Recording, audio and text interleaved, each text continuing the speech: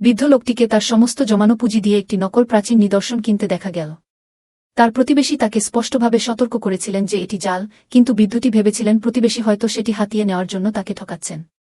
পরে যখন তিনি সেটি যাচাই করতে নিয়ে গেলেন, তখন আবিষ্কার করলেন যে এটি আসলেই নকল ছিল।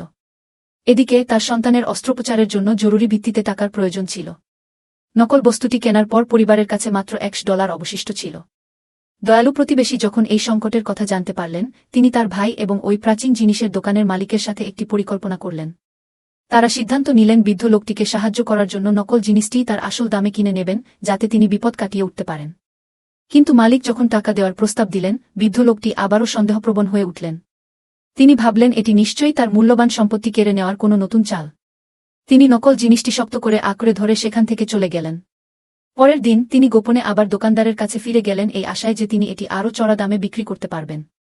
কিন্তু পুনরায় যাচাইয়ের পর যখন নিশ্চিত হওয়া গেল যে এটি সম্পূর্ণ মূল্যহীন, তখন বৃদ্ধ লোকটি পুরোপুরি ভেঙে পড়লেন। তার সীমাহীন লোভ তাকে চরম মূল্য দিতে বাধ্য করল।